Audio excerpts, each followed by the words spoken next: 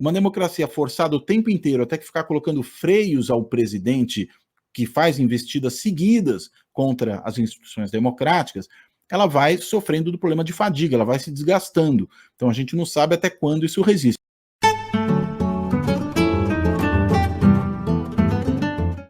Olá, pessoal! Eu sou a Andréia da Meta Política e este é mais um episódio do nosso podcast semanal Ordem do Dia.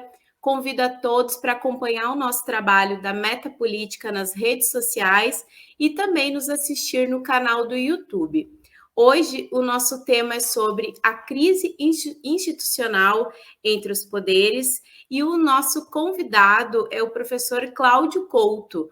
Ele é cientista político e atualmente é professor adjunto do Departamento de Gestão Pública da FGV-EASP. Seja bem-vindo, Cláudio. Obrigado, André. É um prazer estar aqui com você. Nós que agradecemos, Cláudio. Durante sessão, na quinta-feira, dia 5 de agosto, o presidente do Supremo Tribunal Federal, Luiz Fux, afirmou que o presidente da República, Jair Bolsonaro, ataca integrantes da instituição e cancelou a reunião que estava prevista com o presidente. Essa decisão ocorreu porque Bolsonaro intensificou as investidas contra os ministros Alexandre de Moraes e Luiz Roberto Barroso, principalmente após a inclusão do nome dele no inquérito das fake news. Para Fux, os ataques do presidente aos ministros atingem a corte por inteiro. Perante esse cenário, há uma escalada de tensão entre o Executivo e o STF. Cláudio, para a gente começar a nossa conversa, eu introduzo a nossa primeira questão.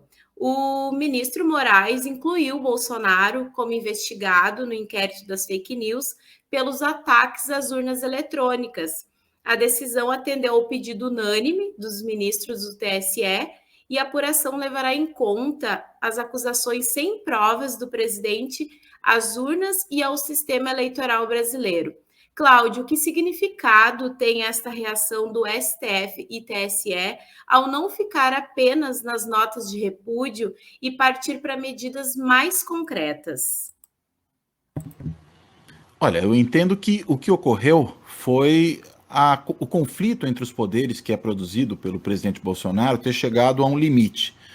E esse limite é aquele em que as próprias instituições percebem que existe uma ameaça real ao funcionamento delas, ao funcionamento da própria democracia.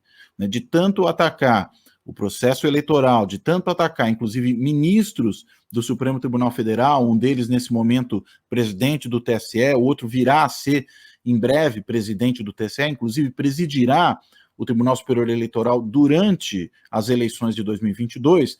Diante disso tudo, houve uma situação em que não bastava não apenas não dar mais notas de repúdio, mas também qualquer tipo de diálogo se tornou inviável. Porque quando se faz um ataque à instituição, ao trabalho da instituição, estou pensando aqui nas eleições organizadas pelo Tribunal Superior Eleitoral, e a ministros dos tribunais, o que está se fazendo na realidade é atacar a instituição. Porque, veja, não é um ataque que se faz a esses ministros por um comportamento que seria dissonante das suas tarefas institucionais, daquilo que lhes compete fazer no exercício dessas atribuições.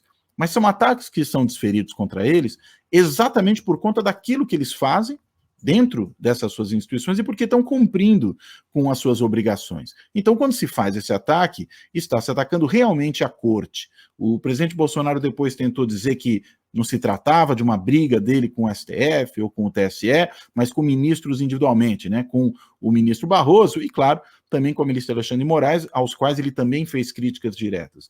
Mas não se trata de uma questão pessoal, trata-se de fato de uma questão institucional. Então eu entendo que o posicionamento do presidente Fux, nesse caso, foi um posicionamento importante e o posicionamento unânime de todos os membros do Tribunal Superior Eleitoral pedindo a abertura de 2 inquéritos é uma coisa também que sinaliza para o quanto os membros dessas instituições perceberam que não dá mais para tolerar os ataques que o presidente faz à democracia. E claro, nós sabemos, são ataques que o presidente faz pelo fato de que interessa a ele, pelo seu modo de agir, desacreditar essas instituições, desacreditar o próprio funcionamento da democracia.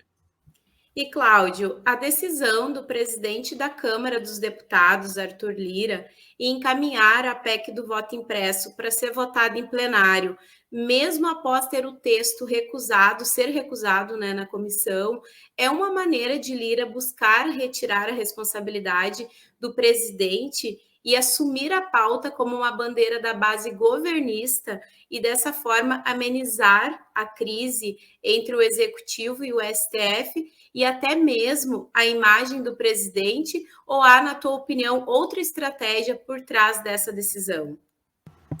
Eu acredito que o presidente da Câmara tentou fazer com essa decisão foi resolver dois tipos de problema. Primeiro, de alguma forma, dar uma decisão final para o assunto. Não é à toa que, logo após o encerramento da votação, ele deu uma declaração dizendo que o assunto estava enterrado na Câmara dos Deputados, que agora se ia tratar de coisa mais importante. Acho que essa declaração mostra um pouco qual era o ânimo do presidente da Câmara, do Arthur Lira. Acho que esse é um ponto. Mas o outro foi também, já que ele é da base de sustentação do governo, foi escolhido o presidente da Câmara com apoio do governo, e acho que em boa medida por conta desse apoio do governo, o que o presidente Lira tentou fazer aí foi dar uma sinalização para o governo de que ele vai dar uma chance para essa proposta que foi tão defendida pelo presidente, né? Vai colocá-la em votação mesmo após a derrota que essa proposta sofreu no âmbito da comissão especial que avaliava a PEC. E entendo que ele, ao fazer isso, ia assegurar, como nós vimos no resultado, uma votação até razoável para o governo, muito longe, inclusive, da maioria absoluta, né, menos do que metade dos votos possíveis na Câmara, e ainda mais longe dos 60%, né, que são os votos necessários para aprovar uma emenda constitucional. Ainda que distante disso, foi uma votação maior do que aquela que muita gente imaginava que haveria, diante, primeiro, do posicionamento de vários partidos políticos contrários à PEC e da indignação que cresceu dentro da Câmara dos Deputados com aquele ato esquisito, né, aquele ato estranho de produzir uma parada militar no dia da votação, à véspera do momento da votação, talvez como uma forma de tentar mostrar força em alinhamento das Forças Armadas com o presidente. Ainda assim, houve ali um número de votos considerável. Acho que isso forneceu ao governo algo que o governo queria, que era manter ainda um discurso que o próprio presidente, no chiqueirinho do Palácio da Alvorada, repetiu, que é o de que muitos deputados acham também que a urna eletrônica não funciona, que ela não é confiável. E ele fez isso, tendo por trás de si esse número de votos razoável, digamos, que houve para essa proposta.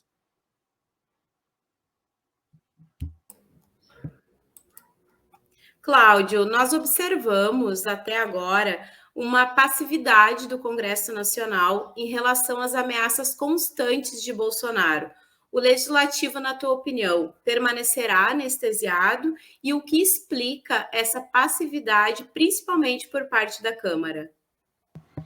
Olha, eu acho que o Legislativo não está exatamente anestesiado, né? Mas ele está, em boa parte, cooptado pelo governo.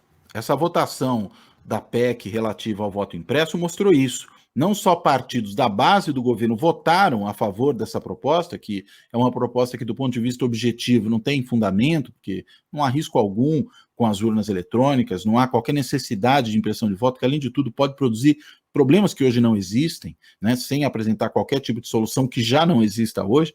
É essa a questão. Mas esse alinhamento que nós vimos ali mostra, primeiro, que existe um número grande de deputados que apoiam o governo. Por quê? Porque obtém algum tipo de retribuição para esse apoio, né? São deputados que indicam pessoas para ocupação de cargos no governo, são deputados que têm a liberação de verbas, ainda mais agora com essa situação do chamado orçamento secreto, que os deputados apenas da base governista, e eu imagino apenas aqueles que se comportam bem em votações importantes, é que recebem esse tipo de dinheiro, e isso permite que o governo os manipule, que o governo, de alguma forma, faça com que eles votem de acordo com as suas expectativas. É claro que não é uma manipulação unilateral, há também interesse desses parlamentares de agir dessa maneira, e também não é uma adesão, eu diria, incondicional.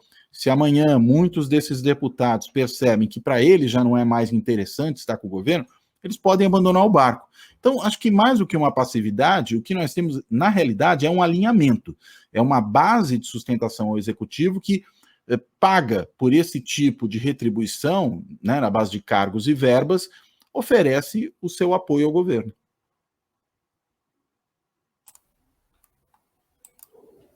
E, Cláudio, tu consegue apresentar de uma forma objetiva para a gente quais são os inquéritos que o presidente está respondendo, tanto no TSE como no STF, e quais serão os reais efeitos dessas denúncias contra o presidente? Bem, são dois processos diferentes, inclusive do ponto de vista da sua natureza. O que foi enviado pelo TSE ao STF é uma notícia-crime.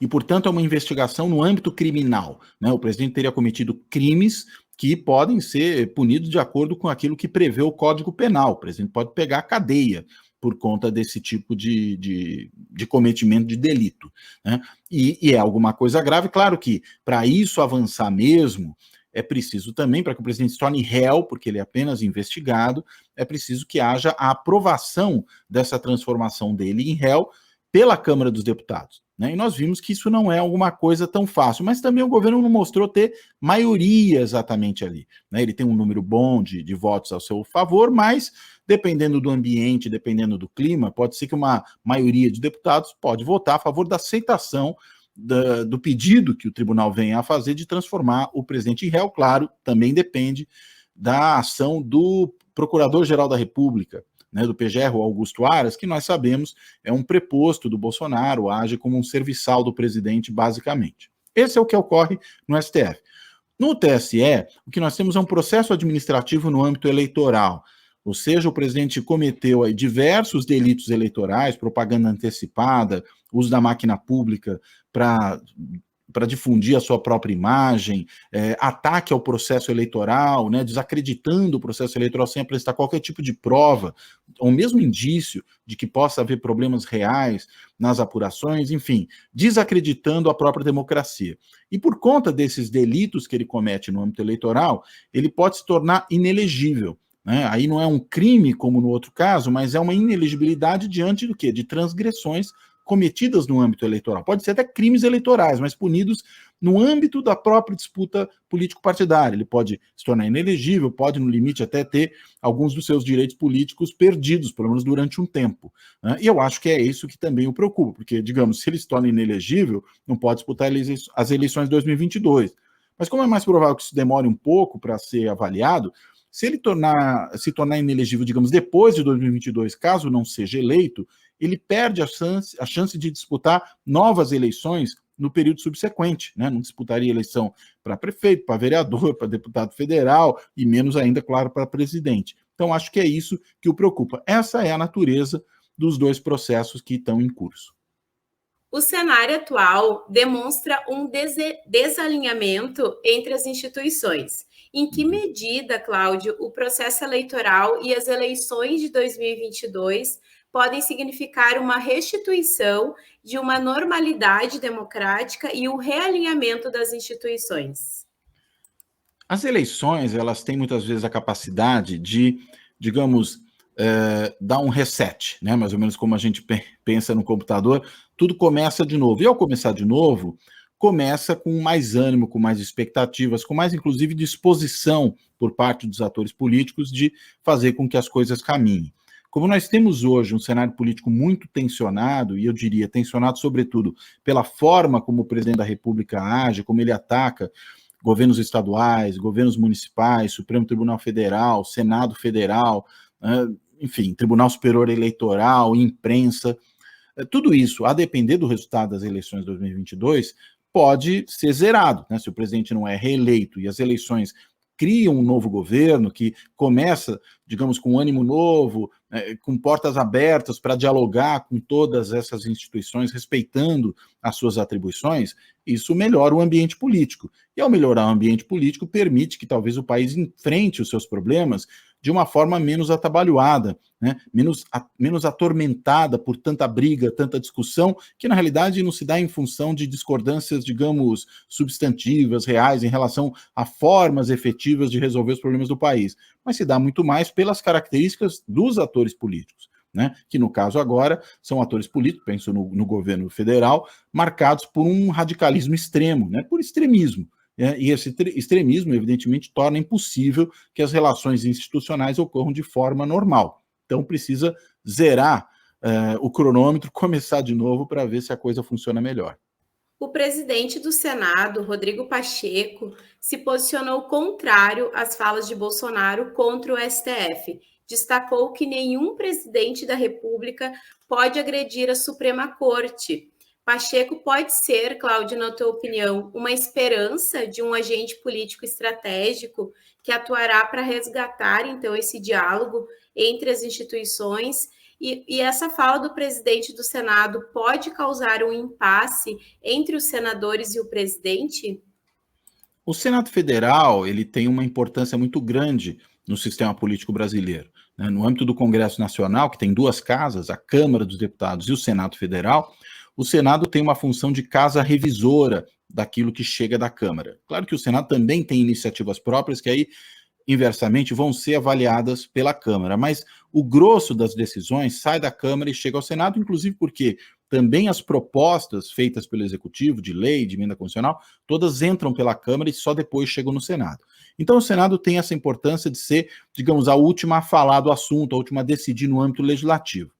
Por conta disso, se houver propostas que sejam propostas atentatórias contra a democracia, propostas ruins do ponto de vista da sua qualidade, eu acho que, por exemplo, esse é o caso das atuais propostas que tramitam na Câmara de mudança do sistema eleitoral, né, piorando muito o nosso sistema, deixando de permitir que aquelas mudanças que foram instauradas na reforma de 2017 tenham corpo, que elas possam produzir resultados, né, e já estão querendo acabar com elas antes mesmo disso. Já houve uma sinalização do presidente do Senado de que isso não vai passar lá. E a importância do presidente do Senado é uma importância institucional. Sendo presidente da casa, ele tem um grande poder de definir o que vai ou não ser votado, o que vai ou não ser decidido, com que ritmo vai ser decidido. Além de ser o principal articulador político no âmbito do Senado Federal. Então, esse cumprimento da função institucional que o Senado tem, ele pode ser mais bem desempenhado se houver na presidência da casa um senador disposto a fazer com que o Senado, de fato, cumpra essa função de Câmara Revisora aí. Numa situação de conflito institucional muito grande, de propostas muito ruins, é importante que o Senado cumpra mesmo essa tarefa. Eu acho que é isso que dá ao Pacheco, nesse momento, sobretudo ao assumir esse tipo de postura de maior independência, e até talvez uma certa postura crítica em relação ao governo, dele se comportar dessa maneira. Tu acha que não tem uma chance de causar algum embate entre os senadores e o presidente? Eu acho que tem chance de causar um embate pelo fato de que o presidente nunca aceita um não. Né? E como o presidente nunca aceita um não, se o Senado disser não a propostas que ele defende, ele tende a ficar irritado com isso. Aí, muito provavelmente, vai atacar o Senado, como já atacou o TSE, como já atacou o STF, como atacou prefeitos, como atacou governadores, né? Como ataca a mídia quando lhe critica.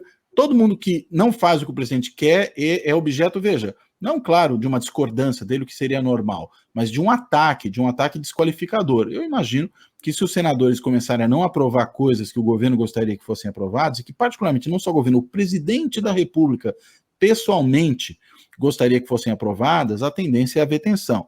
E no caso aí da reforma eleitoral proposta, que é muito patrocinada pelo Arthur Lira, presidente da Câmara, acho que tende a haver também uma tensão, o que é também normal, isso faz parte do jogo democrático, uma tensão entre Câmara e Senado. Né? Até a relatora da proposta de reforma eleitoral, a deputada Renata Abreu, né, de São Paulo, do Podemos São Paulo, ela já disse que o Senado não pode recusar as propostas que saem da Câmara porque elas tratam da eleição de deputados.